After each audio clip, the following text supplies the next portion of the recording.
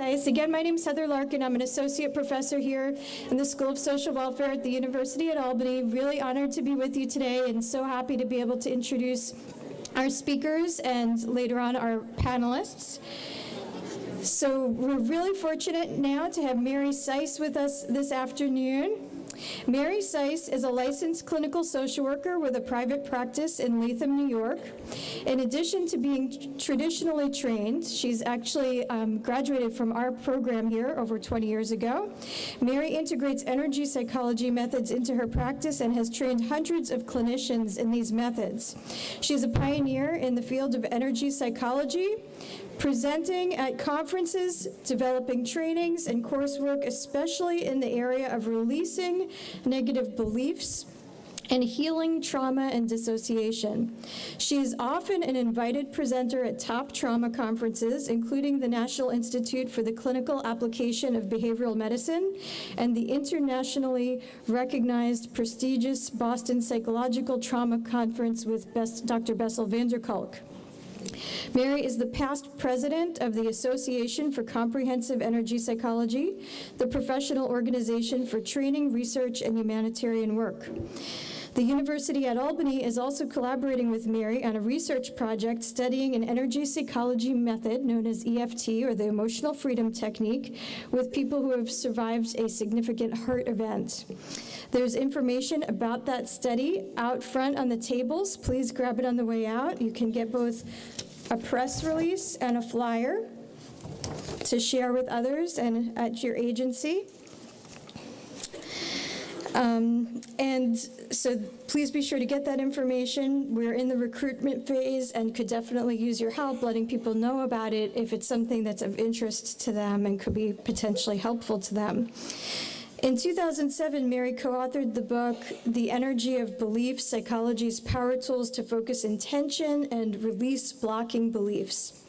Mary is also the program director for Her Holiness Sai Ma's Transformational Healers Program and teaches internationally on the spiritual dimension of health and healing. So I'm really happy and honored to introduce Mary Sise, who will be our first presenter this afternoon.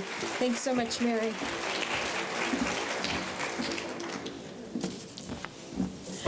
Thank you, Heather. I'm really honored to be here, and I'm absolutely thrilled at the number of you who have taken the time to come to this kind of a conference today. It's awesome that we here in Albany, New York, can be talking about trauma in such a way that we can bring forward this brain research. Whoa, this new information. That kind of shakes everybody up. Is that working? Is it working okay? So it kind of shakes everybody up because it's so outside the paradigm of what we know as clinicians, of what we've been trained as clinicians. It really shakes the foundations of many of the things that we do. But yet, if you've been in the field for a long enough time, you know that oftentimes what we were doing wasn't working. I know that was the case for myself. I, like many of you, what's with this thing? I've done my time in the trenches. I worked at St. Anne's in the 70s when the nuns were still there, so that's kind of a long time ago. I kid Mary Beth, I hired her back in the 70s. That's how old I am. I was at Parsons for a while. And then I went back to the schools, this school here, the School of Social Welfare. That's how I know trauma. I still have a few papers I don't think I turned in yet, so I'm having some flashbacks. Hope they don't catch me. And research, oh my God, that was like my worst one. But anyway, so I came here. And then I spent, after I got my master's, I went and worked over at the old CHP. How many of you remember that? The CHP was a big HMO, and we eventually became Kaiser Permanente. The wonderful thing about working there in an HMO was that we did have a very collaborative staff there. We all worked together with the physicians, and I worked with many psychiatrists and psychologists and social workers, and we all worked together. It was easy to work like that. The good thing about working there is that we had a lot of clients because anybody who had our insurance in the old days kind of had to come to us. And it was like $2 to see us. So, it's like rent a friend sometimes for $2. And plus, by the way, you could go at one point, you could go for $2 and see all your doctors just for $2 in one day, so anyway, we had a lot of clients. And the joke goes is that one day in a staff meeting, I said that I really liked working with borderlines. I don't know what I was thinking. But from that point forward, any client that came in who had been in the hospital or they were suicidal or cutting or dramatic or whatever, they would just say, oh, Mary Sise likes working with those. So before long, I had the caseload from hell. The good news of that for me, though, was because if you had our insurances, you had to come to us. So none of my colleagues wanted me to leave. Not because they liked me, but because they really just didn't want my cases. So they would allow me to go train in whatever thing I could dig up to train in. And because I had a huge trauma caseload, and I realized really early on that even though I had done the trainings that we're supposed to do for trauma, frankly, is a very relatively new field. It really has only been in the 90s that they started looking at trauma and looking at the guys that were coming back from Vietnam and seeing that they had many of the same symptoms as many of the women sexual abuse survivors, and then how do we even treat them? We didn't know what to do. And so I would go to the trauma conferences and do everything, there's a stage model and all that, but I found that oftentimes they would just get worse. They would just kind of deteriorate in front of my office, and I didn't know why. The brain research isn't out. None of this stuff was out. So the good news for me was they let me go train. They wouldn't necessarily pay for everything I could dig up to train in, but they would let me go train in whatever I wanted. And so in the early 90s was when I heard of one of the brain processing techniques I'm going to talk to you about a little bit later, called EMDR, which is an eye movement therapy. How many of you might be trained in that here or know about it? All right, good, good, good. So it was an eye movement therapy, And so after I trained in that and I came back and I'm waving my hands in front of their eyes back and forth and my people are like getting better. The nightmares were stopping, the flashbacks were stopping, and more importantly, when you're working in an HMO, you're not putting them in the hospital. That was like really what they didn't want you to do. And so, because it was all about cost and whatever. And they were getting better, they were getting off their medication. And then I still had a segment of my caseload that was so traumatized that I couldn't do EMDR because it wasn't safe. They had to go home and it just wasn't safe for them. So I kept searching, what else can I do? And I would train in anything and then whatever. So at one point I was in an EMDR training actually, and they started talking about energy psychology, where you like tap on these meridians. I didn't even know what a meridian was. I don't own Birkenstocks or have any flowy skirts, so I don't know why I was in this energy thing. But I was desperate. So whatever, you could learn for a donation, I think at the time. I don't know. I got some videos. I sat there and watched them and thought, I can do this. This is pretty cool. And I went to work the next day, and I made my colleagues come in my office, and I said, I got this new thing, and remember, they don't want me to leave because they don't want my cases, so they would play along with me. And so I'm doing this tapping stuff and moving their eyes around and nailing anxiety and all sorts of things. Like people were like chilling out right in front of my eyes. And at one point, the head of psychiatry comes in, and CHP was at the time we were merging with something, and there was all this stress going around. So he had this TMJ pain. And I said, well, come here, I got this new thing. And they just kind of rolled their eyes at me. They were putting up with me. But anyway, so I had him focus on his pain, and we're tapping and moving eyes, and it was gone. And he was like, what are you doing? And I go, I don't know. I only watched 3 videos. I got no idea what I'm doing. But isn't this really cool? So, but what really got me into the energy psychology field was when I had a patient in my office who never could use a bathroom in public because that's where she was molested as a teenager.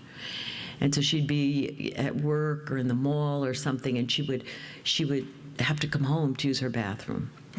And so I said to her, well, I just went to this training. I got this new thing. By now my clients are also used to me going to these trainings. And so whatever, we did it. I had her imagine go in the bathroom. We tapped and moved her eyes around, and boom, it was gone. I said, well, let's test it. There was no anxiety. The panic wasn't in her stomach. So I said, go to our bathroom, see what happens. So she went to the bathroom. She went in. She used the bathroom, and no, the anxiety maybe on a 0 to 10 scale was about a 2. And she was like, she came out of there. She goes, I just used the bathroom. Like, the people thought she was nuts that she said it to, but she was thrilled. It was gone. She came back to the office. We did one more round of it. She was able to go to her work, and from that point on, she never had a problem going to the bathroom in public. It was gone. So once that happened, I thought, all right, this is so weird, and I'm really supposed to be kind of straight, but I got to go learn this stuff. And that's how I got into this field. So now I've been in the field because I was one of the newer people in the field. Now I'm really old in the field, so I was there early. Because my trauma caseload was so big, I had multiply traumatized dissociative identity disorder clients. I figured out ways that you can use these newer treatment methods to heal fragmentation, dissociation, and trauma. So what my role here with you today, and what I'd love to get across to you, is that treatment is possible. People can heal from trauma. They can heal from what happened to them. Okay, now we have the brain science that proves what clinically we're seeing in our office over and over and over again with some of these newer methods. So that's what I hope to impart to you today.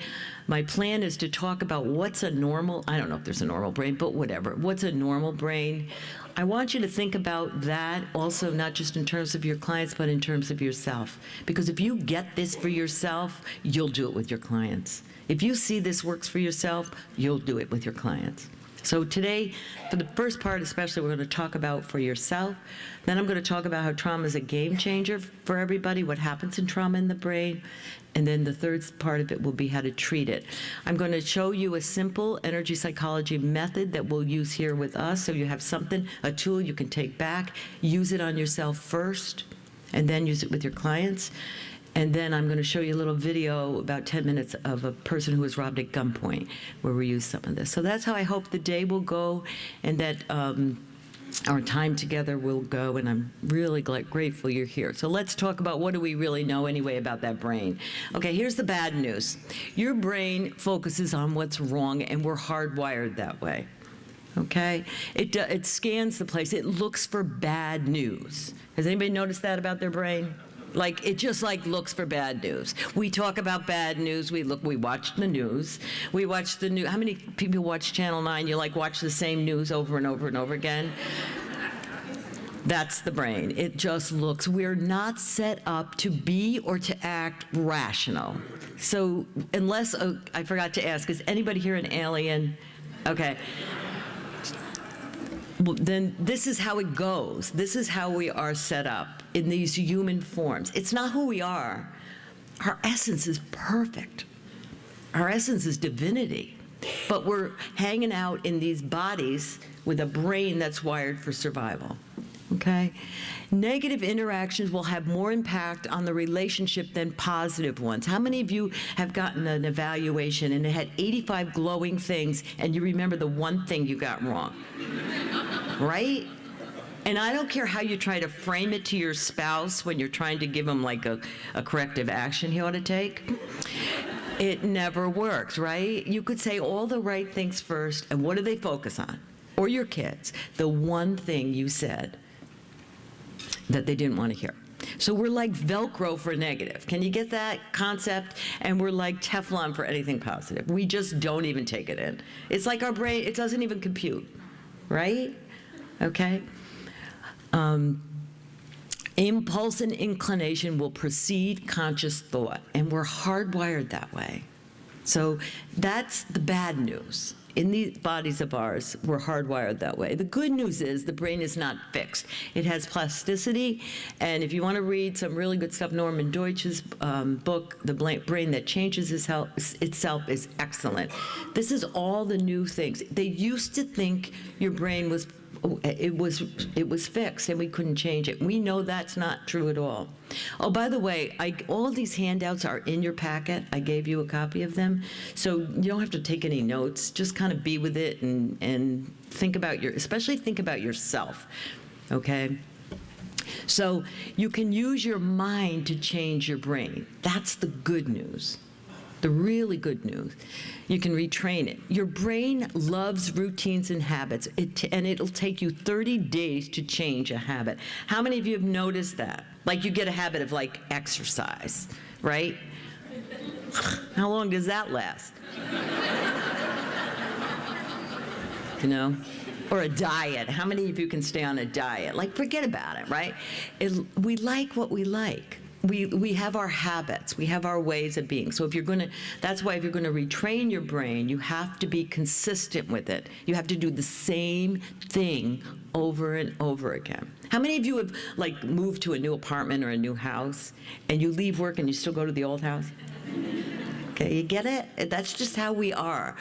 And our brain it's for survival. Okay, I got that. 30 days, I got that. Now it's in there. And it drops into a different area of our brain, so we don't even have to think about it anymore. So our brain likes habits. Once a habit is established, it takes about 30 days. It's going to take you another 30 days. And, you know, some of you older people like me, it's going to take a lot longer than 30 days to change a few of your habits, I hate to tell you. Kids, we might have a little better luck with, but figure 30 days. The basic organizer of your brain is habit. We're creatures of habit. You have to repeatedly retrain it. So not once in a while, not once a week, and think you're going to get a new habit. You have to do it every day, preferably several times a day, your new habit, to begin to retrain your brain. Okay, and there's all sorts of research on this. There's all sorts of research about people where they had them imagine playing the piano, and then they had other people actually practicing the piano. The imagined ones did just as well as the real practicers, but again, it was about repeated doing it over and over and over again. And the other thing about the brain and all this talk about brain and new brain science and brain, the bottom line is it's really not that simple. Don't think this science isn't going to change either, because it will. It's very new research, okay? It's really only been in the last 20 years maybe that this research has been coming out, where they've been able to see inside the brain and see what happens in the brain. So we're at the very, very beginning stages of what we're going to find out about the brain. So it's changing rapidly. So it's not simple. And the bottom line is most of us, including our clients, just glaze over with these details. I know it took me about 3 months to figure out how to say amygdala. So what I'm going to try to do for you today is simplify some of this so that you can teach it to your clients, okay? So that you have something you could work with. So the bottom line is, here's your brain. The middle part of the brain, where the color is, that's your emotional brain. Fight, flight, freeze is all in there, and also reproduce is in there, the other F word, which I can't say because we're taping. So that's what that part of the brain does and worries about and thinks about, okay? So the most important point, and basically what happens, I want you to notice the eyes. Notice that the eyes are on the outside of the brain, which may account for some of the newer brain things that we're doing that are using the eyes in order to process trauma. When I talk about trauma a little bit later, we'll talk about that. But the eyes get the brain, if you move the eyes around, you're going to get your brain to light up in a different way, which is helpful in processing trauma. I'll explain that later. The biggest part that we need to know about the brain is that amygdala. Okay. The easiest way to think about it is your amygdala is like your smoke alarm. Okay? You know how you have a smoke alarm in your house and you turn your oven on and your smoke alarm goes off? It's the exact same thing in your brain. Okay? It's like a smoke alarm. It goes off first and asks questions later. Okay? Just like in your house, your smoke alarm might go off because you didn't clean your oven. It's not necessarily a 3-alarm fire in your house, but off goes your smoke alarm, and you have to figure out, is there a fire, or did I just not clean the oven? The amygdala's job is to send a signal to the rest of the brain telling you whether or not you need to pay attention. So, an example would be if someone comes up to you and puts a gun to your head and the person has red hair, okay, your amygdala is going to go, oh shit, oh, we're on tape. Anyway, it's going to say something like that. And it doesn't even say that. It just sends this alarm, and it's going to fight, flight, or freeze. You will not be thinking about reproducing at that point. Okay? So fight, flight, or freeze. It's going to send the alarm. Once the amygdala sends the alarm, what happens is, and I'll show you it here. Okay, here's the top part of your brain where your smarts are. And underneath is your limbic region, okay? The minute that amygdala sets its alarm, what happens is the louder it is, the less of your neocortex you've got online, okay? So some guy comes up and he puts a gun to your head, your amygdala's firing, off goes you don't need your neocortex. You don't need to discern, I wonder if he dyes his hair. I wonder, how many steps it's going to take me to run. You just run, or you freeze, or you fight. But the guy with the gun, you're probably not going to fight. You're probably going to actually go right to freeze because you don't want it to hurt when the gun goes off. So once it's set, from that point forward, anytime and by the way, you didn't die. Anytime you see someone with red hair, a male with red hair, that smoke alarm's going off. You're going to have anxiety, and you're going to go into fight, flight, or freeze, depending on how it was set at first. So now think about that. I'll give you a good example of my own. When my children were growing up, I used to teach parenting classes. I figured, hey, never run a group you don't need. So at that time, everybody was into those I statements. I, blah, blah, blah, I, blah, blah, blah. And so that was what I was teaching, okay? I knew more I statements that you ought to say to your kids than, I could give you an I statement for anything. And then I would go home. So I'd walk in the house, and most of the time, frankly, I think I was pretty good. My kids might have another point of view, but I think I was pretty good. But the thing that would always get me is if the house was a mess. There was no I statement to be found. I would scream at them. How many times, not the maid, bip, you're grounded from the prom. Or your birthday party or something stupid. You get stupid when you're limbic. Does that make sense? Okay? You go to say something and you're just stupid. It's and the kids would look at me, and my kids would say, you could murder somebody and Mom could handle that, but God, what is it with that woman? Okay? Well, I found out later, after much therapy, after brain science, the problem for me was that my amygdala, when I was a little girl, and my dad was in the war. Many of you might have parents that were in the war. So and by the way, I have 11 brothers and sisters. He wasn't good with chaos. I don't know what he was thinking. He wasn't limbic, I'm telling you. He wasn't rational. Anyway. So in my house, when the house was a mess and chaotic, and my father came home, that's when heads would roll. He went limbic, okay? And it would be dangerous. So my brain had it coded, messy house equals danger.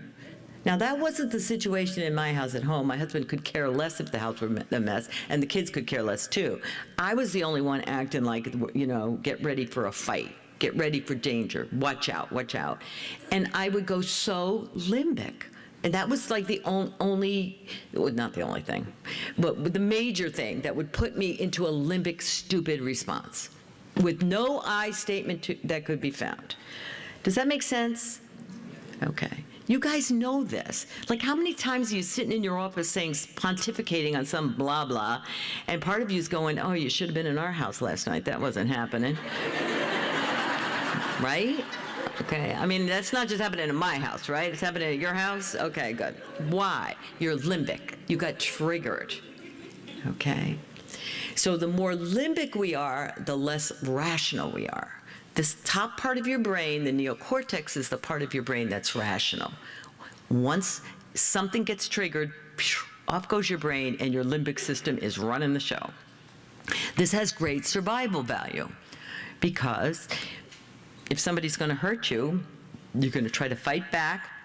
And you'll see this with some of your kids. They fight. They go right to, right? I mean, you just have to like touch them and off they go. Or they run, they avoid, they get anxious, they start moving, the body starts moving. It doesn't even make sense for today. Or they freeze. And freeze means they dissociate, they check out. Okay, and it's a habit. It's a habit that the brain does, the amygdala fires, and off they go. Something got triggered in them. So it's really important to teach this to people so they understand why, for a couple of reasons. One, they're not crazy, okay? You're just limbic. You just went limbic, okay? And two, that we can reset it. And to me, it's my way of thinking of how to be a therapist now. My job is to help you reset it. My job is to help you figure out what just set you off, and then let's reset it using some of the newer tools we have now that can reset that amygdala. Just like my woman that now can go into a bathroom and she doesn't fear that somebody's going to come out at her and abuse her. She knows this is the bathroom at Walmart and I'm safe. Make sense? Okay. All right, so I told you that. Okay, this is the other thing to get across. I just pushed your buttons. I did not install them, okay? And to teach that to people, that anytime you've got two limbic brains fighting, it's not pretty. It's just bad, you know? Some people, like if you go into freeze, we were talking about this the other day, so usually men go into fight, okay? So off goes their neocortex, they're really saying stupid stuff. Okay, which of course they think is logical and justified, right? The women, their neocortex goes, now she's mad, but she goes there, but she freezes. And then they might go their separate ways for a while. She goes over here, her brain comes back online, and she's like, oh, why didn't I say this and this and this and this and this, right? Women, how many of you got that going, right? Like you can't find a good comeback for nothing, right? That's because you go into freeze. And then your brain comes back online, you want to come back. His comes back online, he comes back. I didn't mean it, honey. Baloney. Your neocortex didn't mean it, but your limbic system meant every word of it. So the real issue here is to get it, that we get triggered. We're hardwired this way, and we're not crazy. And it has nothing to do with the current character. Okay? It more has to do with how this got set in the first place. The other important thing that we all have to be aware of about our brains is that this whole thing about beliefs and why we believe what we believe about ourselves, okay? And the best way for me to think about this is just think about yourself and think about the people that you serve. If you go to the nursery and you see those babies, they're absolutely perfect. They're beautiful. They're free, they're open, they're loving, they're open for anything. In fact, they're like, energetically, they're like sponges. They take in everything in the environment because they have no filter. So they absorb all the energy. That's why people like to be around babies. And then what happens is somebody takes them home. And there's where the fun begins, okay? So children, when they first go home, when a baby first comes home, their brain wave is primarily in a delta state. It goes very slow. That's why babies sleep all the time. They're in delta, okay? But they're absorbing everything. They're absorbing, is there stress in the house? Is there enough money? Is there enough food? Another hungry mouth to feed? Did you ever hear the story of the Dalai Lama? This is a funny story. They said the Dalai Lama was at a conference, I think it was at Harvard or someplace. And so they're talking about self-esteem. And the Dalai Lama was like, self-esteem, what's self-esteem? Whoa, Dalai Lama, it's self-esteem. They try to explain self-esteem. He still didn't get it. And he says to his translator, what's the word? I can't get the word. What are they talking about? And the translator is trying to explain to him self-esteem. Well, I guess in his country, they don't have self-esteem problems. Like we have books on it, like, volumes, and people get their degrees in it and everything else. Well, I want, think about it. I don't know about your family, but were they saying namaste at your house when you were born? Like, I honor the divinity within you. Nobody was saying that in my house. I don't know, maybe you guys had it at your house. So the question is, what were they saying in your house? Because that's what's programmed into you. So mostly the babies sleep sponges. Everything goes in.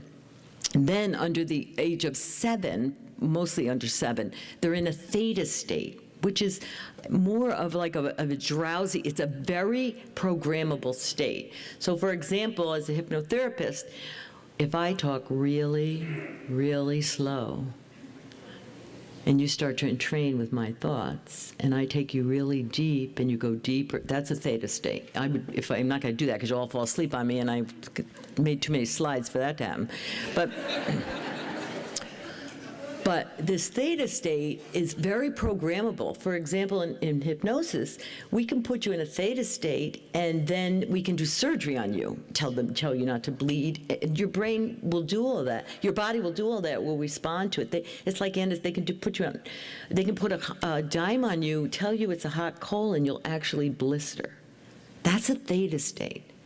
Our children are in that state most of the time.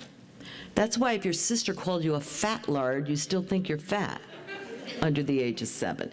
Anything that got told to you, anything that happened, goes in like a program. The other time you're in a theta state is when you're in trauma. Time expands, things go slow. It's a state, you're in a different state. So anything the perpetrator of the trauma said, or your father said when he was hitting you, or your mother said, or anything of that will go in as a program with the same power as something that was hypnotically put in you. That's the theta state. Then when you get older, over 7, 8, 9, 10, whatever, teenage years, you're more in alpha, beta. Like right now, you guys are going, if I make you laugh, I can get you up to beta, that gets you a little woken up. And then you'll go into alpha, like when you're watching a movie sometimes, and all of a sudden, you're kind of in the movie. Now you're between alpha and theta. Okay, so it's more, relaxed would be an alpha. Beta, you're more alert. And if you have teenagers, they're mostly in those two states, which is why you cannot program them, so give it up. If you haven't programmed them by 7, you're screwed. Okay, so that's really important to know. So in general, what's important to know about our implications for us, for our practices? We have to educate our clients. It's never about today. And make fun of yourself. Like, let's take the drama out of the trauma, okay? It's like not about today. Unless you're an alien, this is how we're hardwired. It's just part of the game of being a human. It's part of the human condition. There's nothing pathological about it. So instead, it's never about today, like you would say to them, what does this remind you of? Where have you felt this way before? And then that's where we do our work with our clients. It's not in today. It's just, this is just triggering something else. But first you have to explain that, and then that's where the action is. That's where the work needs to be done when we're working with people, or when we're working with ourselves. Wow, what's going on with me? Where did I feel this way before? Instead of trying to get the whole world to try to behave so you don't get triggered, forget about it. There's nothing wrong with them. It's what happened to them. That to me, if you can get that out of this program, it's never what's wrong with people. Think of that baby in the nursery. It's what happened to them. Who took you home? What did they tell you? Did Dad lose his job? What was going on? Was Mom sick? Did Mom have a postpartum depression? What happened to you? There's nothing wrong with you. And there's nothing wrong with their parents. What happened to them? And what happened to their parents' parents? And it goes on and on and on. It doesn't imply, though, that they're not responsible for their behavior. You can't help that you get triggered. In fact, in some spiritual traditions, they think you should thank the person who triggered you because it gives you an opportunity to work on something. I wouldn't necessarily go that far today, but it really is the right idea. Okay, but we're responsible for how we handle our triggers. We're responsible for what gets triggered, that we have this in us. It's been triggered, and I'm responsible for what I do with my anger. Not that I'm not responsible that I got angry. The anger's in my field. It's there. But I'm responsible. I take responsibility now for what I do with my energy. What they were observed or what you were told under the age of 7 is what you will believe about yourself. Okay, that's just how it goes. And the other thing is we can use some of these newer methods to shift beliefs. That's why I was passionate about writing about beliefs, because I know you could change them once we took the energy out of them, the anger, the shame, the unworthiness, whatever you got programmed. If you can get the energy out of it, the belief shifts. Why? Because it's not who you are. You're that baby in the nursery. You're that divine creation. You're not this. This is just what happened. Okay? For children, if you're working with children, that dad's reaction was because dad was triggered. This is what happened. Okay? It has nothing to do with you. And if you're working with someone with domestic violence, your partner's reaction or behavior was because the partner was triggered. Versus you, I shouldn't have said this. If I only did this, then he wouldn't have done that. Okay? It's not about that. Everybody's responsible for their behavior, and it has nothing to do with what you did. You pushed the button, you didn't install it, and everyone's responsible to clean out what got installed. If we're going to change the brain, we need to do focused, sustained attention. We can use guided imagery, role-playing, not talk and logic. You can't get there from there. It's a different part of the brain. We have to put them, we can use imagery a lot more than we are currently using it now to get people to begin to imagine their future or imagine what they can create for themselves or what would they like to create for themselves. And to see really how powerful they are to create for themselves. One of the hallmarks, that David spoke about this morning, of people with trauma is they have this foreshortened future. They don't dream. They don't even think they're going to live that long. Okay? So to help them begin to create now, to imagine the future that you'd like. And then I'm going to teach you some strategies that we'll do energetically that will strengthen that. Distress tolerance, not problem solving. Distress tolerance, teaching them how, when you get triggered, this is how you take it down. This is how you reset your brain a little bit. This is how you calm your nervous system down. And we'll talk about some strategies for that. Rewire them so that they're not held hostage by automatic reactions. Does that make sense? Great. Okay, so now trauma. Trauma's a game changer, okay? The brain will freeze. You'll go into that fight, flight, or freeze. Time will expand. You'll go into a theta state. So as I said earlier, anything said here will register as a program with the same intensity as the original trauma. That's the part you have to get. They have the same energy as the original trauma, the same terror, the same shame, the same pain. It registers. So if you can't fight or flee, you'll freeze and you'll leave the body. This is a protective mechanism. So, you know, the bear comes, he's going to bite you, he's going to take your arm off, whatever, I'm gone. Consciousness releases, it leaves the body. The problem is the person didn't die and they never came back in. That's the problem. In dissociation and with consciousness is not in the body any longer. They didn't come back in. And an aspect of themselves is fragmented off, still in the trauma. There's just overload. It's just too much to handle. So on a level, although it's not conscious, it's like, I'll deal with this later. How many of you have had the real common experience of losing a loved one, a parent or a child or whatever, and you just went through the motions? It was just like too much. It just was too much. I'll deal with it later. I'll deal with it later.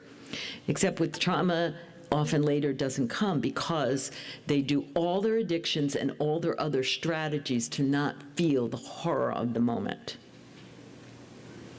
So it's overload. There's too much to handle. Your brain is shooting you all sorts of chemicals, numbing chemicals to get through the trauma, to get through the car accident, to get through the rape, to get through whatever you're getting through. And you can't handle it at the time.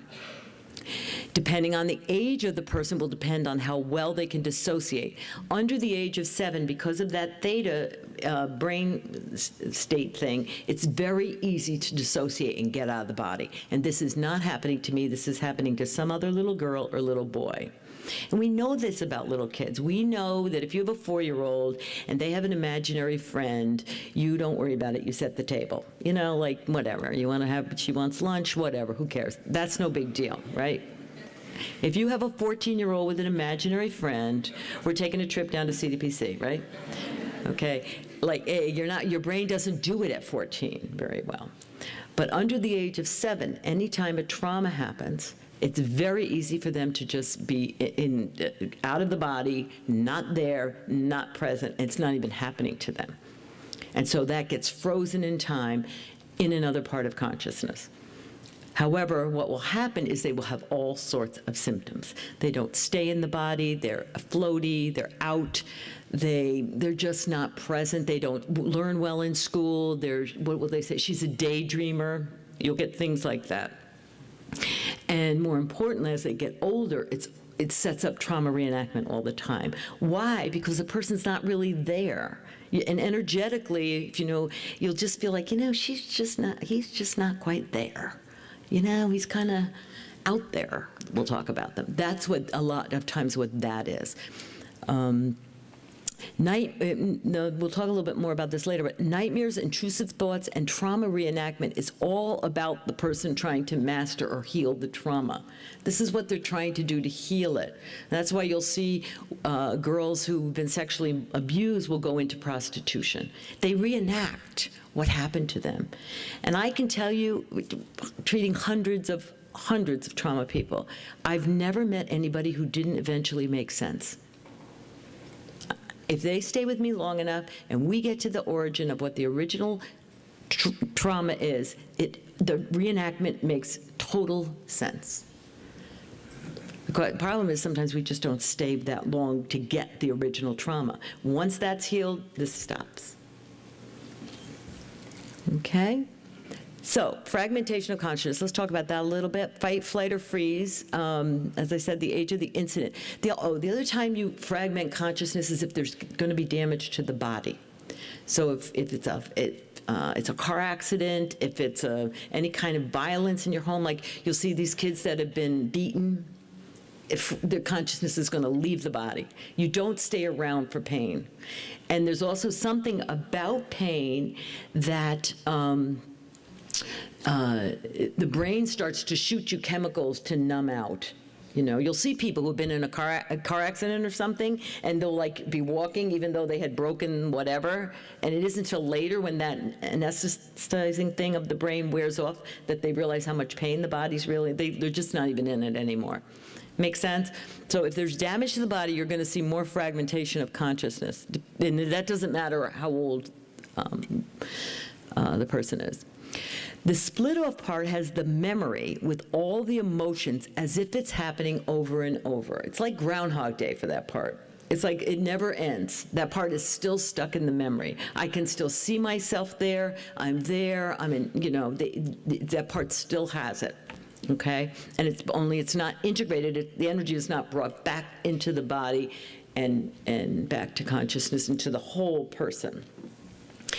As I said, once the pattern is set, this becomes the default pattern for people. So you'll see if somebody's pattern is set to be angry, and they're just angry, and they're always angry. That's like their fastball. That's the pattern they do all the time. Okay. The harder one is especially if somebody gets out of the body young, because then they do that all the time. Okay, so if somebody's overpowering somebody's body and they can't leave the situation, like you can't walk out of the room, you'll leave the body so that you don't feel the pain. And then that's what they do all the time, even when they don't need it. Well, I shouldn't say they don't need it, but it's something that's triggering them, but they're still safe, but they're gone. They're gone, they don't even know they're gone. So one of my clients, I used to say to him when we would do the treatment, because if you're not in the body, by the way, therapy doesn't work if nobody's home. So I would say to her, take a breath or be in the body. And she'd be like, where do you think I am? I mean, she'd get really mad at me. She didn't know what I was talking about. I mean, because she had been out for so long, that's like their natural way of being in the world. They don't get it even when they go out. So you have to train them and show them about that. Okay, so all of us have owned and disowned parts of the self. Like what face could you show at your house, and what one couldn't you show? Okay, so there were some kids in the family that were angry all the time. There were some kids that were invisible. There were some kids that kept quiet. They were sick all the time, or they couldn't be sick, or they were the child star. We all played roles. We all had parts of us that we were able to own, and then parts of us we had to fragment out. Sometimes I look at this when I'm working with somebody, especially in terms of birth order. Like, how many of you were the oldest ones in the family? Yeah, you get in this field, don't you, huh? Okay, so what were the rules for the oldest ones? What did we get programmed? Part of it. Oh, you have to be over responsible, right? Yeah, we can do anything, right? So, give me your tired, your poor, your humbled masses. Is that us or right? Right? Right. Why would I be asking somebody else's opinion? Like, we're usually not very good team players, are we, right? We get, she's not a team player. I get that all the time. Okay. So, as I said, I'm like the second oldest of 12. I've been telling people what to do since I was 3. And I don't really get it when people don't listen to what I say. I mean, it's just like unfathomable to me sometimes. Doesn't necessarily make me a great wife, but what can I tell you? Okay, so we can do it all. Like, we're out there, right? We don't mess with us. We're usually pretty strong. Okay, how about the baby? Who's a baby in the family? Anybody here? Oh, babies. Okay, what was your role? What did you have to play? You can admit it. We beat you up. We know you have issues. Come on. We gave them to you. I should be paying for my sister's therapy. So what do we give you? You don't really know anything. What? What? Oh, you're the good one. You're the baby. Yeah. She doesn't really have to do anything on her own. You have to be cute, right? Right. You don't usually like those leadership roles. Like, that feels wrong to you, right? Like, I don't really want that. Anything? And how about the middle kids? Oh, we only have a couple of those. Usually, all right, what did you get programmed? Nothing. We got nothing. Right, exactly. Yep. They're shocked I'm even asking their opinion. Right?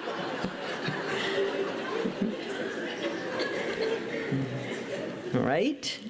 Okay. So we get programmed this way. So we have parts of us that we can own, and then there's aspects of us that we can't own. Like, for me, I always have an opinion. I can't help it. It's in my head and out my mouth before I know it, what to do. Okay, fine. It just is. Okay, but what I can't do is vulnerable.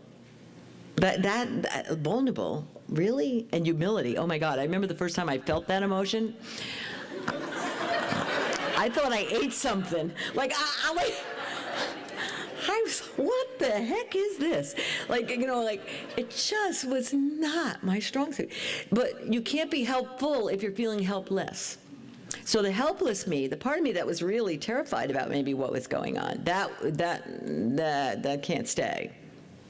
Okay, because I had to help the others, I had to do this, I had to whatever. I was mommy's little helper. I didn't cook like that, but you get the idea of the picture. That was a role. And so that became my habit of being in the world, my pattern of being in the world. Okay? And then I would get triggered on this anxiety, like I told you, like the kids coming home and the house a mess or something. I was like, what is this? Will you people just behave so I don't have to feel this? But it's in my field. It's part of my energy. It was something I had to heal. Okay? Does that make sense to you? So we all have parts that we owned and parts that we didn't own, that we had to not own. And then depending on where or why we split them off would depend on how much energy is stuck back there, how much terror is back there for me. Some of you split off your anger. And it's not anger. Sometimes split off anger is rage. It is rage. It's two energies. It's anger with helplessness. So it's big. It is so big. And you're so afraid of it. Okay? So then you have a hard time saying no. There's a saying, you fold like a cheap suit. You just go over. Anybody can walk all over you. You have no energy of anger, of power in your field. It's gone. And so that's your work to bring that back. Otherwise, you'll be a victim constantly. And we see that with our clients, like that learned helplessness, we call it. Or they're constantly in these situations where it's reenacting it over and over and over again till they really believe that they're worth less. They really believe that. And nothing could be further than the truth. So we disown parts of ourselves. So oftentimes I'll talk with my trauma people, especially because they can understand metaphor. You can understand pictures. You can understand. You remember things better like that in the brain. I'll say to them, I'll talk metaphors about trauma and dissociation, that in the moment of the trauma, you had to leave a man behind. Like for me, I had to leave my vulnerability behind. Some of you had to leave your anger behind. Some of you had to leave whatever, your creativity behind. You have to leave parts of you behind. But it's not forever. It's only so you can get up and go to school the next day or go to work the next day or be in a situation that day to function. You have to pretend something didn't happen. You have to leave that energy behind you there, okay, to move forward. The problem is it's still your energy, and you will never be whole and complete and at peace, what we're all longing for, unless you have all your parts back. Sometimes I do this workshop, I call it No Part Left Behind, And it's really about going back and getting the aspects of our consciousness that we had to split off and leave back there so that we could get up the next morning. You'll see this with your kids that you're working with. You'll see this with the adults you're working with. The person that just is angry all the time, they're afraid to show their vulnerability. They're afraid to be tender, to be weak. It's terrifying for them, okay? And so, to me, the work is about finding, sometimes I'll say it like, what crayon are you missing? Okay, like I definitely have my red crayon, but some of you people don't have your red crayon. So I'll talk about, we have to go get the red crayon. Where'd you leave your anger? Where is it? When we tap into that energy, or when you get triggered in this moment, we'll go back and find where does that really go to? What does this really remind you of? And then we heal there and bring that part back. That's how you can integrate consciousness. It's a little more complex than that, but that's just the overview of it. So implications for your practice is, again, educate your clients. You're not crazy. There's nothing wrong with you. It's what we all did to survive. Underneath all of their bravado is a loving heart. So never forget that. Think of that baby in the nursery. Think of that. If I just have 2 new grandchildren this January, I got 2 of my kids had kids this week, and just to hold these babies and just like, oh, this is how everyone is. This is how each one of us was. And then they took us home. Okay, so it's not who they are, it's what they did to cope, is the attitude. And so don't fall for the costume they're wearing. Don't fall for, what they're putting out or what they're owning and not what they're disowning. It's safe to be angry now, not hold it inside and be triggered all the time. And then, of course, anger, as we know, turned inward is depression. Then you'll see them cutting themselves or being suicidal or doing these things to their body or not even being aware of their body, taking care of it. Cutting or addictions are so they don't have to feel the original split. I'll say that again. Any kind of cutting, addictions, we could say even the anorexia, bulimia, any of that is so they don't have to feel what's being triggered.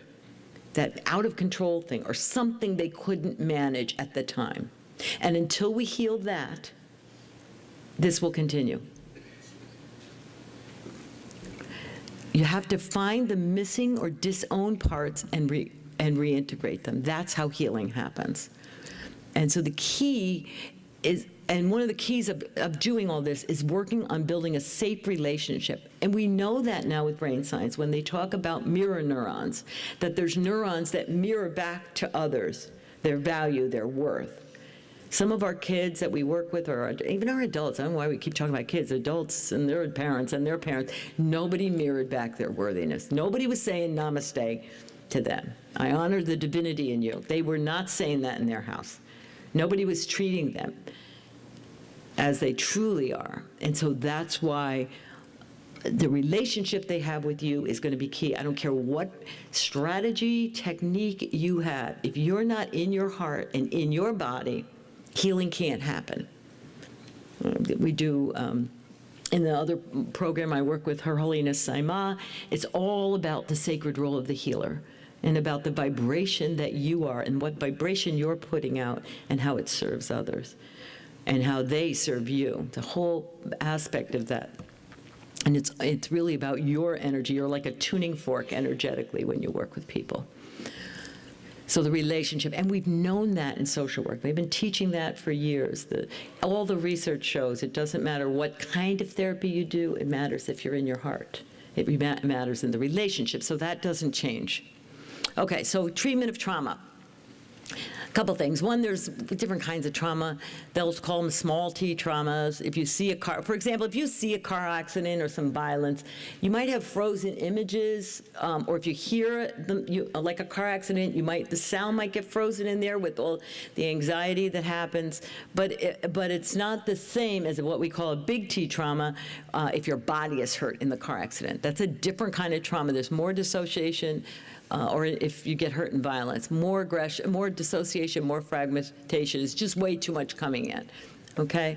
And as we were taught in graduate school, that's all the same. There's still 4 stages of trauma treatment: assessment, stabilization, trauma processing, and reconnection. We're just going to add some things to them and some knowledge of the brain science to make it clearer for you and how to do it.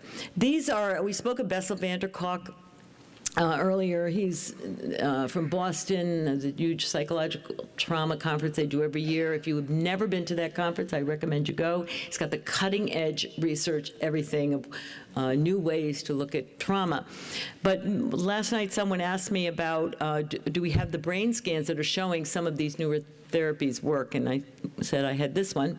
But basically what this shows is this, these were some Vietnam vets. This was done in the 90s, so it's really early. This is before we even knew anything about the impact of trauma on the brain. And these were Vietnam vets that came back. And they had them write a script of their battle. They injected them with dye and stuck them in a SPECT scan, and they registered what happened when they read to them the battle. And you'll see the traumatic brain. The important things, the part at the top, it's not red. Red means there's some blood flow, there's activity there. That's the front part of the brain. But the other really important thing is in the middle part of the traumatic brain, it's not lit up either. That's the part of the brain that tells you you're in a SPECT scan, you're not in Vietnam. That part didn't light up. These guys were in the SPECT scans back in Vietnam in their mind, and it just showed what the brain looked like in that. Then they did several sessions of EMDR, which is an eye movement therapy. And what happens after you do EMDR, as I showed you, the eyes are the part of the brain on the outside. You can do it with eyes. Now you can do it with tapping both sides or sounds. They have bilateral sounds. They had the guy go through the trauma of the Vietnam.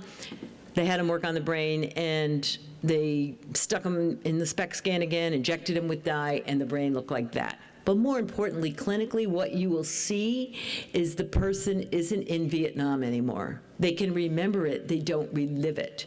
And they'll say things to you like, oh, it feels further away. It's not as charged. I'm not in it anymore. That's what you'll hear people say when you do a trauma processing strategy that worked. Okay, they remember it. They don't relive it. The part of consciousness that fragmented and stayed in Vietnam, because maybe somebody was getting killed, the sounds were too loud, maybe they lost their legs, I don't know what happened, but because of the trauma, is no longer in Vietnam. That part is here, present, in present time. That's what we're looking for. That's the successful healing of trauma. The person is not in the trauma anymore, and they're present with you in your office or in the SPECT scan. These were the first scans or brain research that I ever saw that was actually showing that we could make these changes in the brain, which was exactly what we were saying as clinicians that our clients were telling us. This is another interesting thing about the brain, and they showed last night, for those of you who haven't seen it, that it was a video from the Harvard, what was the name of it? We talked about this morning, the Center for the Developing Child. There's a great video on there they showed of neuropaths and what happens with chronic stress. So if you can, I really recommend you get on there and watch that video. I was hoping they'd show it today, but whatever. So here's your brain. This is what your brain is like. You have these like neurons, little things when you're born at 3 months. Look at what you look like at 2 years old, and can you imagine what you look like now? Hopefully a whole lot going on. But the bottom line is with trauma, and and all the flooding of the chemicals in the brain is these neurons don't develop like they should. They don't like have smooth developments. They're kind of, some of them shut down, some of them, they have, the bottom line is they have problems with it. Inside that's the hardwire, the neurons. Now inside is, this is like the software inside it. And they talk about 4 things: behavior, affect, sensation, and knowledge. That's what's inside a neuropath, okay? So in the moment of a trauma, this shatters. Too much information comes in and this shatters. And that's why for some of your clients, they don't really know what happened. They have all the sensations, they have all the sequelae of a trauma.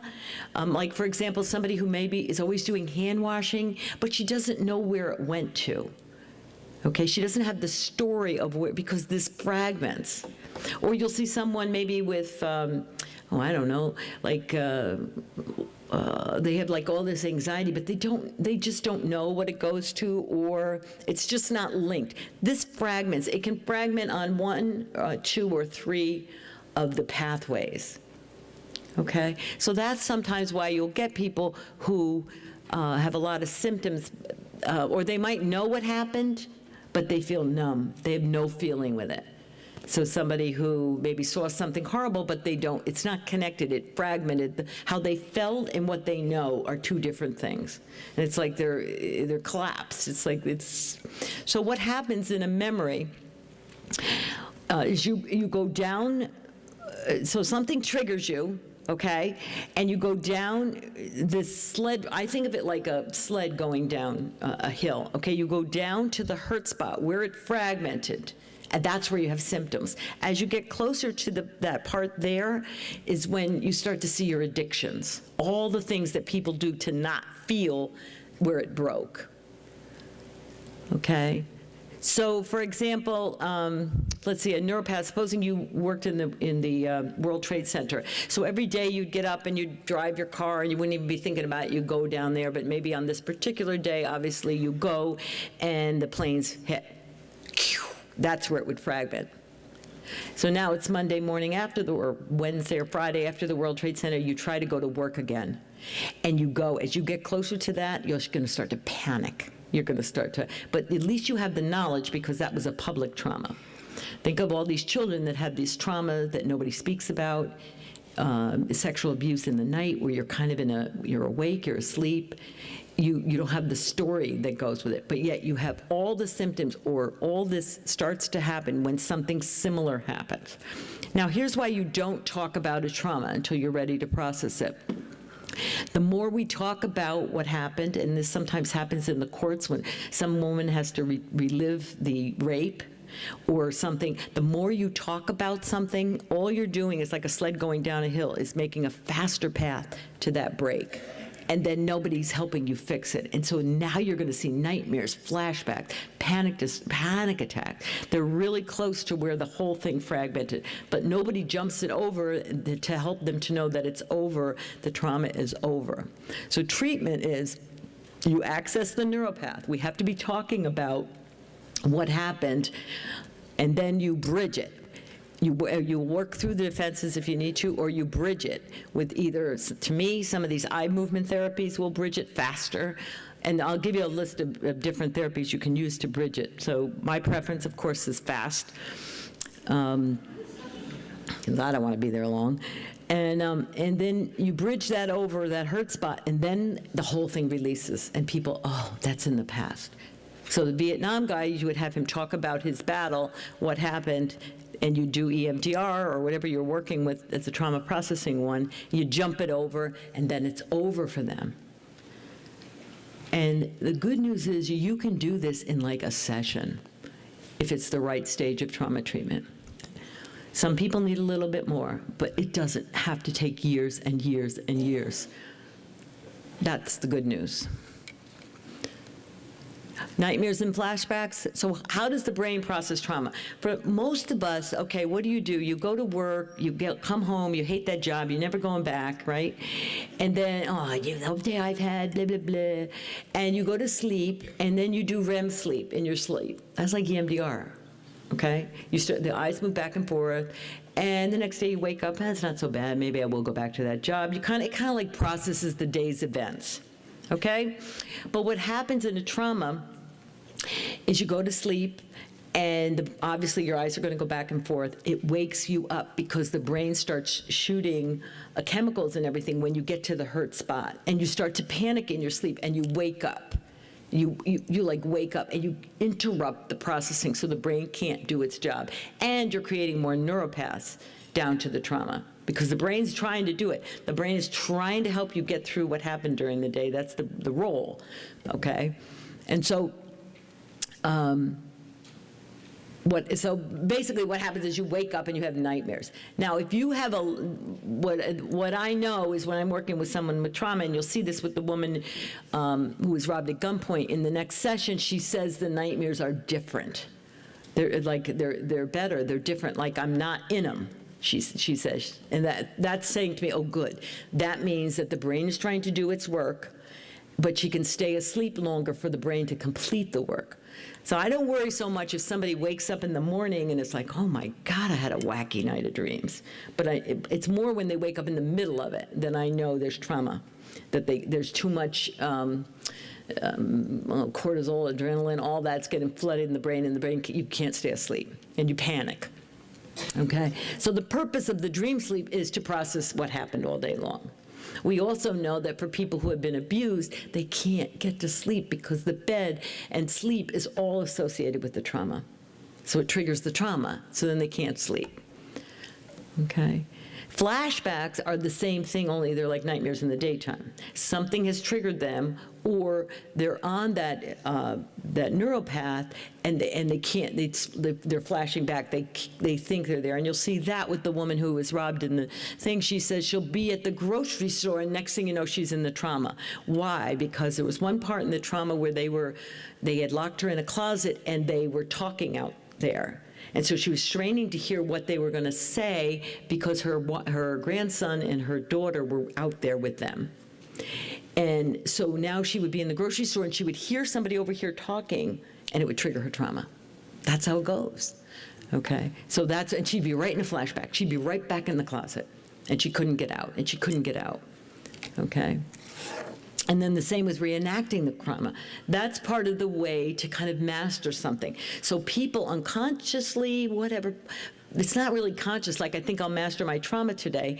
It's like they're like drawn to the same thing. Some of it's probably law of resonance, but they're drawn to the same thing over and over again. Almost as a way to master this, finding this man behind that they left. They had to leave a man behind, trying to find that part of themselves that they can't just seem to, they know something's missing in them. Okay, so in the treatment of trauma, the first stage is you have to do a really good assessment. You want to, mostly for me, I assess their coping strategies today, their addictions, cutting, eating disorders, are they suicidal? By the way, most trauma patients are suicidal because just the thought of it gives them great comfort. And they will not take suicide off their options menu. I tell them, fine, don't take it off, just put it down a few notches, okay? Until all the trauma is cleaned up, they always want suicide as an option because it just, it'll be over, okay? So it's part of the game. I tell them it's like a cough goes with a cold. It's just part of the game. It's just part of it. I'm not going to get crazy about it, but if you up the odds, if you start planning it, plotting, whatever, we have a different level, and of course you have safety issues all around that, but it's just part of trauma. You always ask, when did this coping strategy start? Because that's going to give you a clue to the age of the trauma. As I showed you before, a lot of times they don't even know they've been traumatized, but they have all the symptoms. They just don't have the knowledge of what yet. When asking questions about trauma, you instruct them not to give you details, just give you an overview. So sometimes I'll say to them, okay, I need an overview, and I instruct them in this, because some people really think therapy is about coming to you and just telling you their story, which, as you saw with the neuropaths, all you're going to do is make them worse. You'll make that road down to where the hurt spot is just easier to get on. And they will get worse if you do that. So I just watch them. I say to them, just start when you were little. Give me just an overview, a little bit of information about what happened growing up. Grandma died, your house burned down, car accidents, surgeries, asthma. Asthma to me is a trauma. There's a lot of medical things that are trauma that we don't code as trauma, or we don't think trauma. But you lose your breath, you can't breathe, you need your mama. You need somebody else there. You can't, it's overwhelming to a child. So I watch them closely. I go really slow with them, and I always give them permission to stop and not tell me anymore. And they don't have to tell me everything. But I get a general idea, because mainly what I want to know, okay, how much trauma? What's this brain's like? Where did it start? How fast can I go? Is it an adult? Sometimes if I have somebody that's an adult-only trauma, in 2 or 3 sessions, they're done. Other times, if they've had a lot of trauma, they've had multiple traumas, I have to go slower with them and really build them up before we even go near those traumas. Do they have a support system now? And the key factors I'm looking for: the age of the trauma because of dissociation, damage to the body because of dissociation. The other thing is the relationship to the perpetrator. If the one who abused them is their primary caretaker or somebody that's responsible in a loving way, your relationship with them is going to be very difficult. Because what will it trigger? I get close to you, eventually you are going to hurt me. You are eventually going to abuse me. So it goes hot and cold. You have those attachment, and the whole attachment disorder field we could get into about that. Is it a single incident or multiple traumas? If it's a single incident and their childhood, and I know their brain is strong, I can, by the 2nd or 3rd session, go clear the trauma and they're done. If it's multiple traumas, then we have to go slower with them. The second stage is stabilization and safety. This stage, for some of your clients, can last years, and that's okay. Slow progress is still progress, because you have to retrain that brain. You have to teach them how to titrate, how to have a feeling and calm the body, have a feeling and calm the body, and not blood and not dissociate or become rageful. It's not mental. They really have to be on the circuitry to change it. This is a really important concept. You have to be on the circuitry to change it. You have to be on the neuropath in order to change it. It's not you and I having a conversation about the 10 things you can do next time you want to rip somebody's face off. It will not work, because the minute you want to rip somebody's face off, I'm in your prefrontal cortex as your therapist, okay? That's my prefrontal cortex having a conversation with your prefrontal cortex when we're both calm. You get triggered, I'm out of there. I mean, there's like nothing there. Okay, so you want to teach them strategies that when they're on the circuitry that they can change it, or you activate the circuitry in your office. You have them think about something that's really annoying them, or a situation that happened in present time this week. You stay in present time for the most part with them. You use, the other important thing is to use this future imaging to deal with the current stressor. Like some of them can't get a job interview because they get panicked when somebody asks them questions. Or they can't be alone in the house, which is why they have all these boyfriends. You get rid of one boyfriend that you think, oh my God, thank God he's done. And what does she do? She gets another one, just has a different outfit. But it's the same thing. It's the exact same pattern. Why? Because she can't be alone in the house. She's too terrified somebody's going to hurt me. And you spend most of your time building a life worth living, getting a job, self-empowering, what's your future going to look like, and you use these strategies, I'm going to give you one to use in a minute, that you can use with them to enhance their visualization, okay? You're going to give them a measure of relief before you can do any trauma processing with these people that have been multiply traumatized, which is most of the people on your caseload, I would suspect, or most of the people that you serve.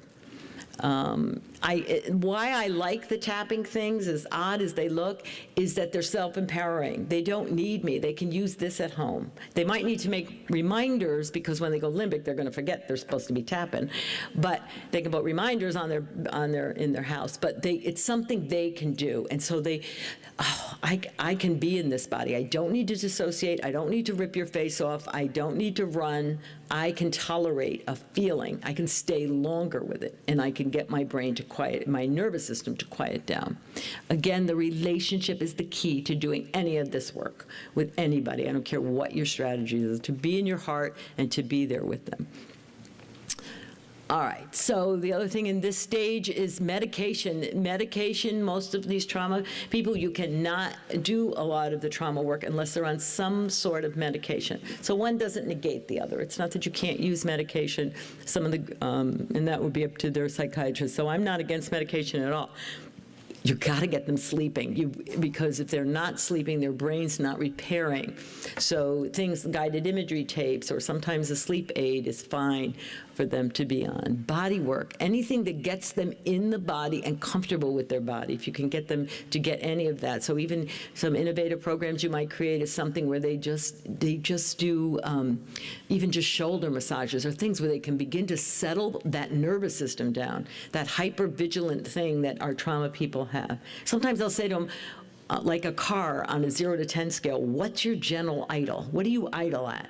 And they'll say to me like 5, 6, 7, 8. That's where they are. So we don't have any room from 8 to 10. You have some kind of a stressor, and they're having a panic attack.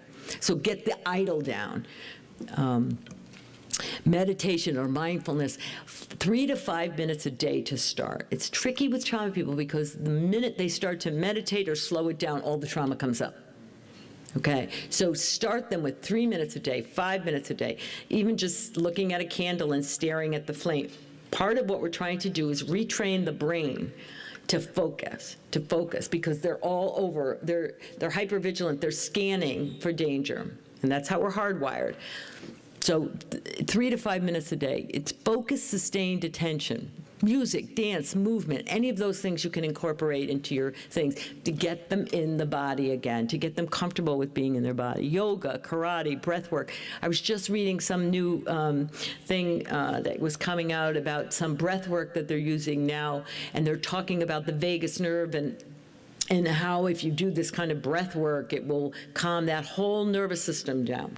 Okay, so there's new things coming out all the time, but you've got to be thinking in this arena of body-centered, in the body, getting them in there and comfortable.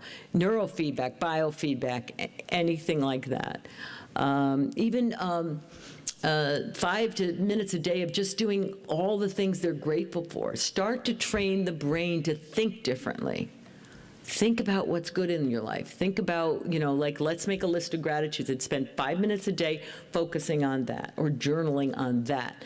And then the other thing is, look at what you ask about when they're in your office. Sometimes they come in for therapy, they have to dig something, it's all about problems, blah, blah, blah, blah, blah, and it just makes more neuropaths to problems. See if you can focus them. You do need to deal with the problems. I'm not saying don't do that, but focus them, or end the session with, let's take some time for breathing.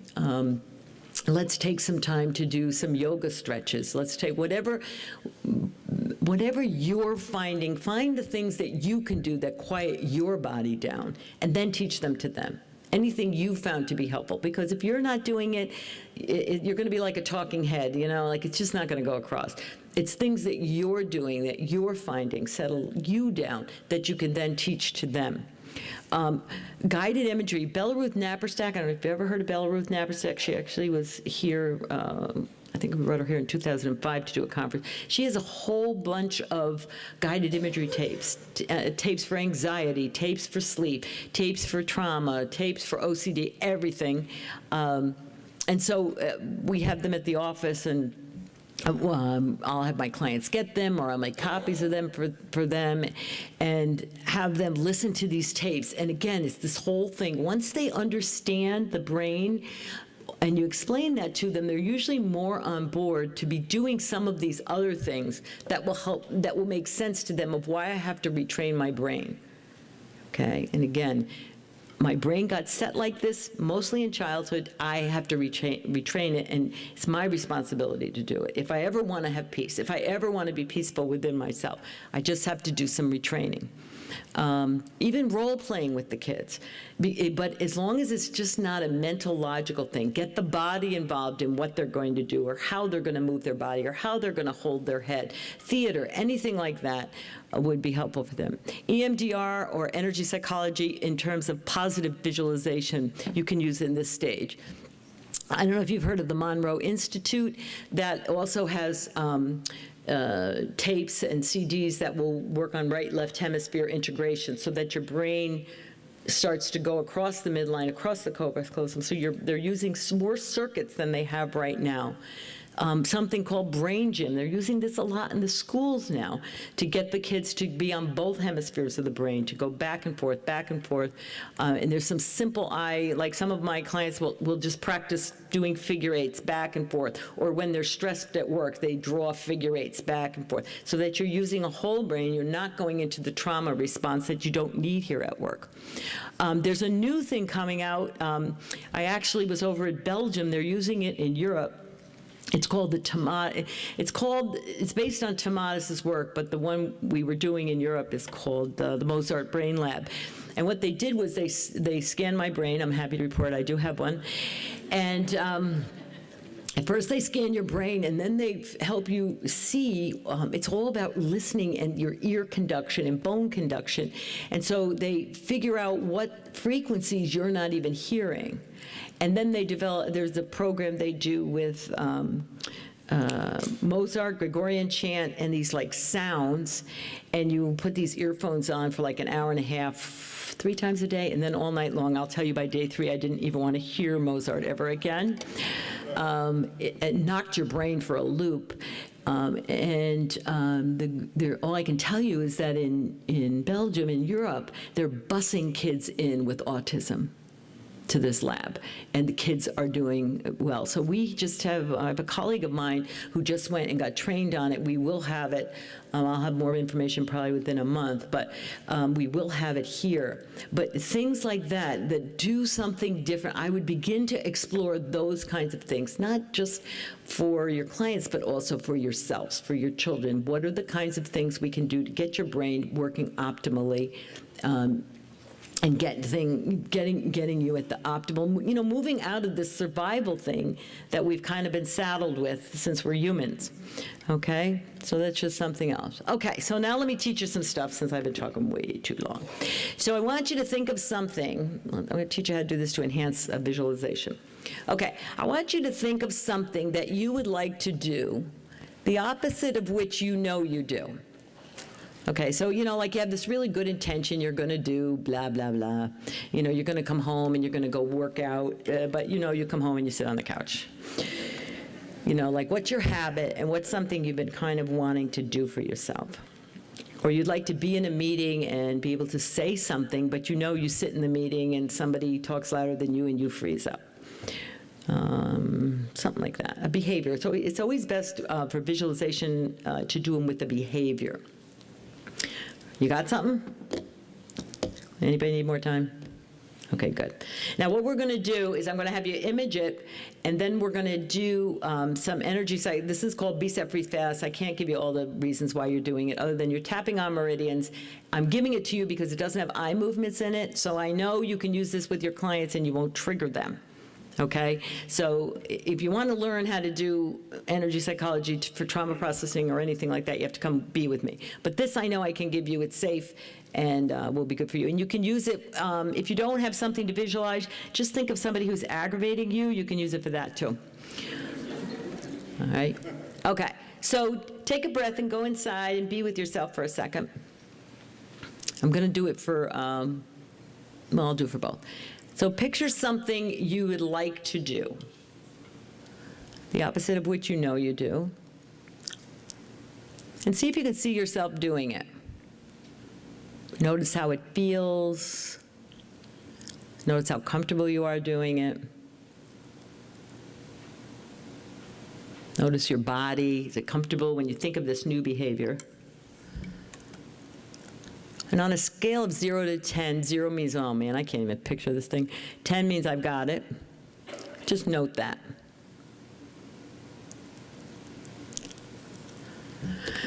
Okay, now take a breath and look at me. We're going to rub here. It's a sore spot above your heart. It's a neurolymphatic drainage spot on the body. Just rub it. It's sore. It should hurt, especially if you've been drinking coffee and eating sandwiches. It moves toxins, okay? Oh, I'm sorry.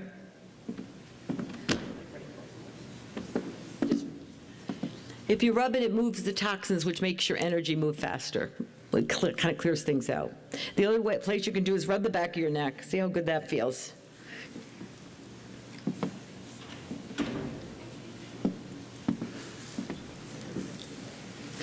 Okay, so as you rub there, you're just going to say, like, even though I can't picture this, I accept myself. Now, it sounds very dorky, but why you say that is because if you're angry with yourself, nothing will happen, okay? So you have to at least be in an accepting state. So even though I can't picture this, I accept myself. Just say that. You don't have to say it out loud, although it is always better, but I know you're with your colleagues. You don't want to look like an idiot.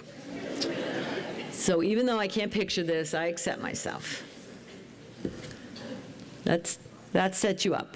Now you're going to tap the inner eyebrow point. It's on the bladder meridian on the body. I'll step here.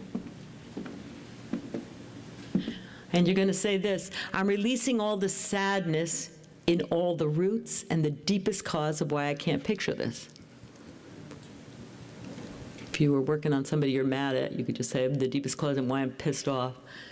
Okay, under your eyes, I'm releasing all the fear. In all the roots and the deepest cause of why I can't picture this. Then your little finger right here, it's kind of by the ring finger. I'm releasing all the anger. This is your heart meridian. In all the roots and the deepest cause of why I can't picture it. And then back up here to your eyebrows, I'm releasing all the trauma in all the roots and the deepest cause of why I can't picture this new behavior. And then right here at your index finger, think of your mother doing this, because this is the point for guilt and testing. I forgive myself for not being able to picture it. I just forgive myself.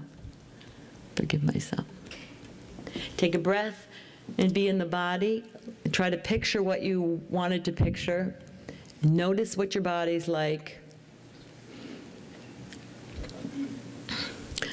For how many of you does it just seem easier to be able to do it? Can you just raise your hand so I get to see a sign of that? Oh, not too many. You didn't go too good, huh? Bad group. How many feels harder to picture it? How many feel the same? You're not even awake out there. Come on. All right, let's do somebody you're mad at. We'll just do that one. Or something that makes you nervous. 0 to 10. Think of something that's just a problem for you, a fear. Feel your body. Feel where it happened, where it holds in the body.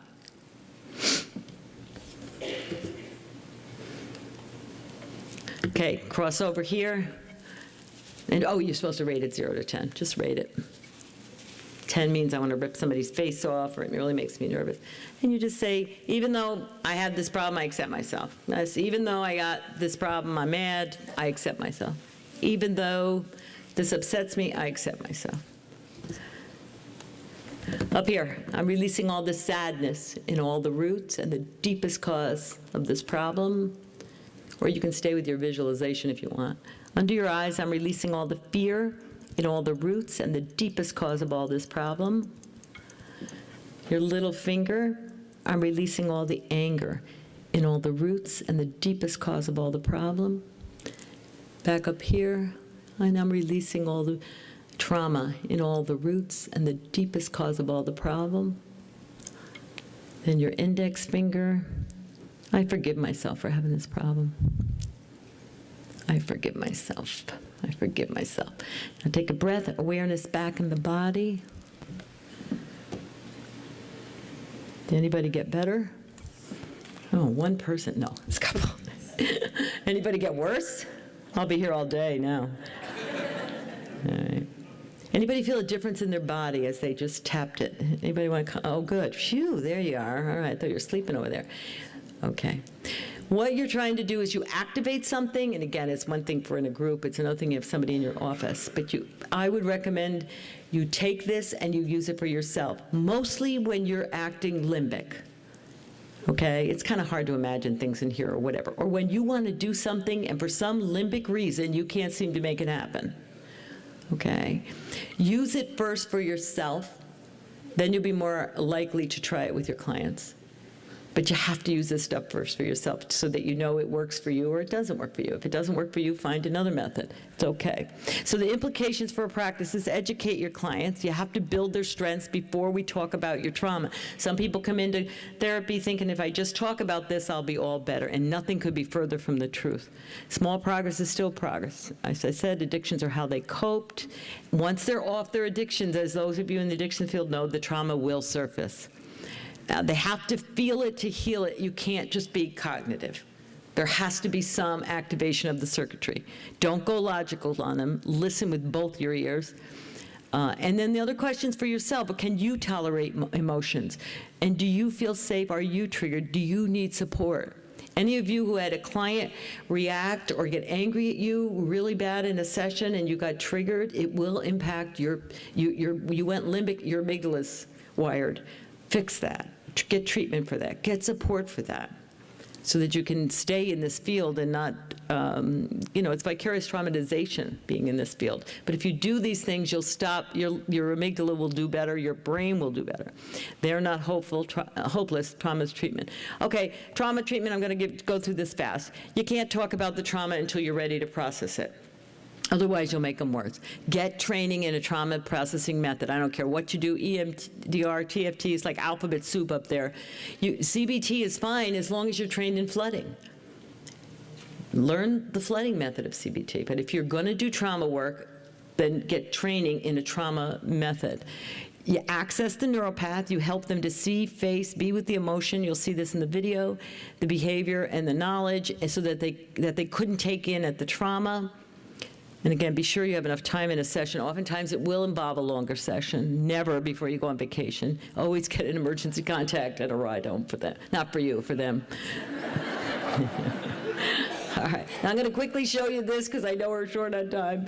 This is of a woman robbed at gunpoint. What happened was, and sometimes this is an emergency situation, she is in the flashback. She is in the nightmares. She has spent a week at CDPC. They medicated her. Nothing worked.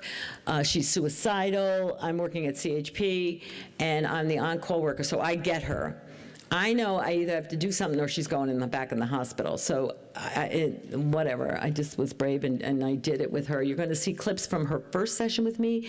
It's only 10 minutes total. A clip 3 days later, and then a clip 6 weeks later where she talks about the difference. Okay?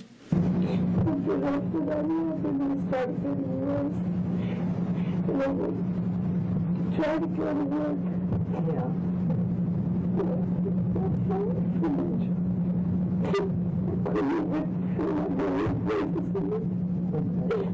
Those kind of went downhill after that. Okay. All right. Okay. We're going to try to do this then. Sometimes it can calm you down and get your mind to move it, okay? All right.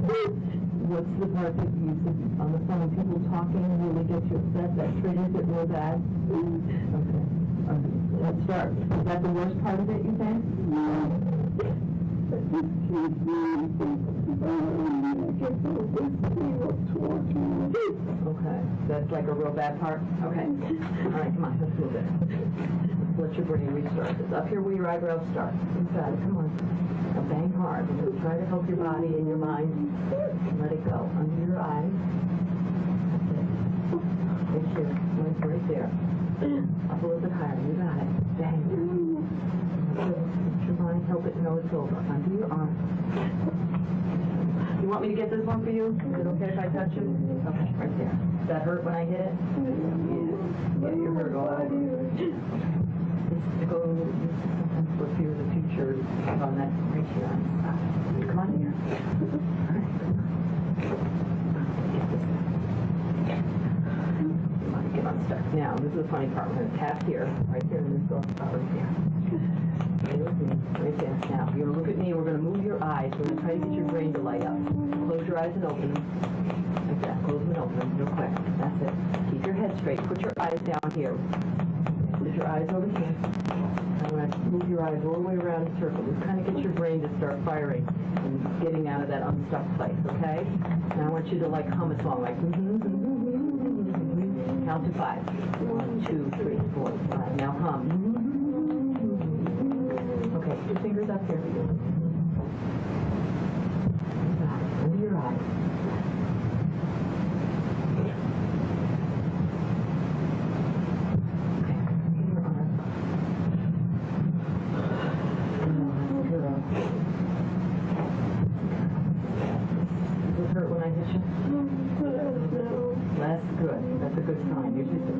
ones that hurt is the one that's jammed up.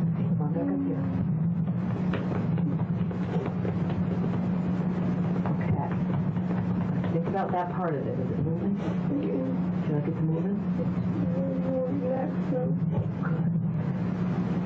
Can it still grab you though if you think of those noises behind your head? Can it grab you a little bit, or is there a different part that's having to fit? It's my ears. It's all thirsty. Okay, let's go again. We're just going to get another part of it. This is just different parts of the trauma. We're trying to let your brain look at it again and move it, okay? That's what we're trying to do. Get it, like that record, get it unstuck, okay? We'll get it. We'll get it. I know. This is hard. Tap right here. 2 hands. You got it. Well, how about this? Nightmares. Have they been better? The nightmare's not better. You're not any better. You're still having nightmares. Okay. But I can't understand them. Like I might see the situation, but I see it in a different way. Sometimes I have a nightmare that is happening, and it happens in a different way. Okay. And have you been having that all along? Yeah. Okay. For 6 months I've been. 6 months you've been like this. Okay. And now we did this Friday, and did you have nightmares Saturday, Sunday? Yeah. Yes. Okay. Did they seem any different? Yeah, I didn't wake up as sick like I was before. Okay. Like I woke up more understanding of it. Like I was not in the situation. And, like other times I had it, I felt like I was in there. Okay. And then at this time I realized it was, like I was dreaming. Okay, so you could separate it more. Now you're dreaming it. Yeah. It's not happening again. Yeah, now I felt like it wasn't, I wasn't there again. Okay. It's still a lousy dream, but you're not in it. Yeah. Okay, so you Like got I'm some seeing distance from it. You're Uh-huh. seeing it. Wonderful, wonderful, Yeah. wonderful. That's a good I don't sign. know how that happened, but That your brain processed more. That's how it happened. You still I got was playing with the baby because it was the most happy moment there. Yeah. And then it was so, we were playing so happy. And Yeah. it was the most terrible thing in the world. How could that moment was so... Well, look at that moment The now. world to me, that moment. Okay, look at that moment now. 0 to 10, how in your face is it? How real is it still when you think about it? I mean, I know it looks terrible. Still there, it's still like 10. Okay, let's get it. Yeah. Let's get it. Come on, we just got to get your brain to know it's over. It is over. You survived. Your grandson survived. You must have done the right thing. Everybody's still alive. You got to remember that. Just think it.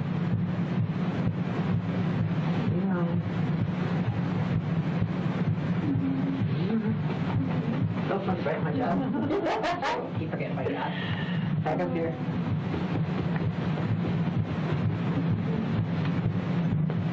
Close your eyes. Open them. Look down here. Over here. Yeah. Anyway. Good. Hum. Count. 1, 2, 3, 4, 5. Hum. Under your eyes.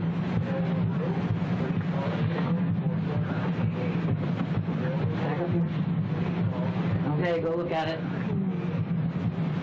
Moving? Staying in bed. It's moving? I'm going back going down to the floor. I don't see the face down. Okay. I'm on the floor with the baby, grabbing onto the baby. Okay. I'm thinking about the baby that I'm going to suffocate it because he kept on smashing the pillow down on the floor to me. Okay. It was a big sofa pillow. Okay. And he kept me and the baby's face under it, and I kept on thinking about, please don't let the baby suffocate. Please. Okay, how real is that right now? Pretty real? Let's get it. So how did you feel seeing yourself actually that first time? Well, it's terrible. I look like a real psycho case.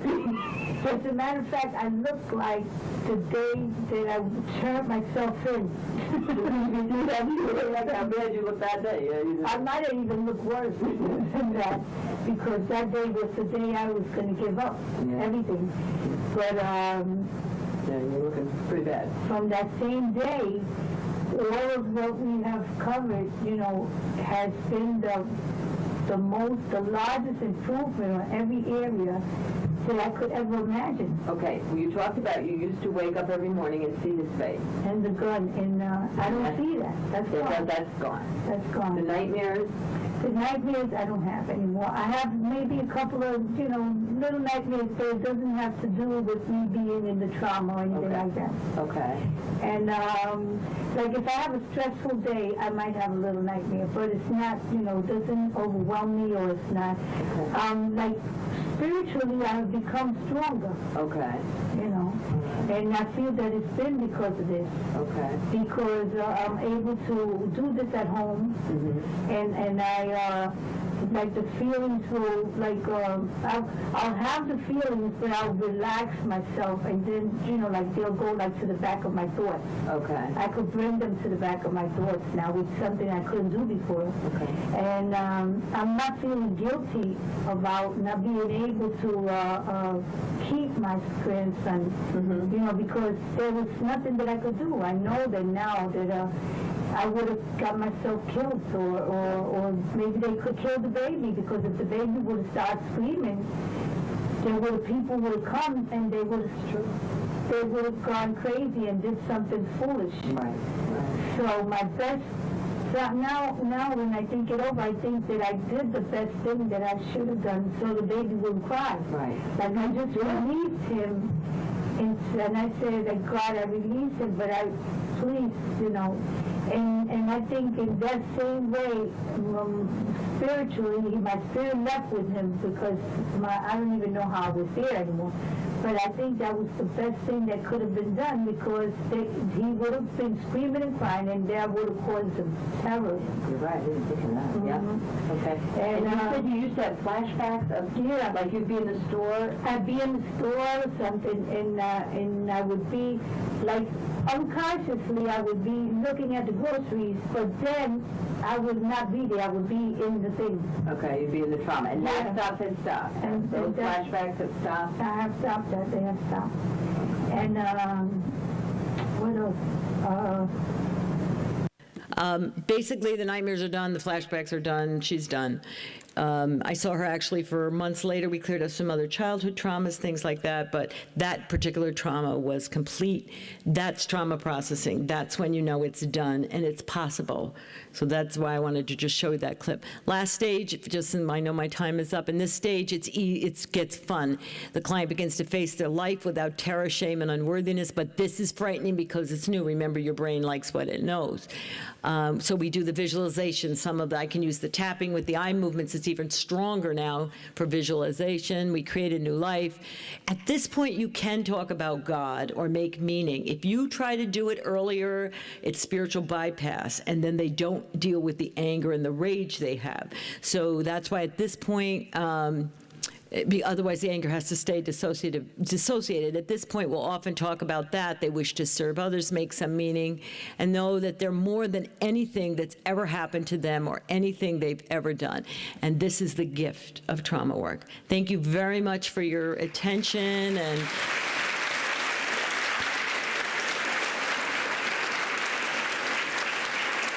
come and train with me. Thank you.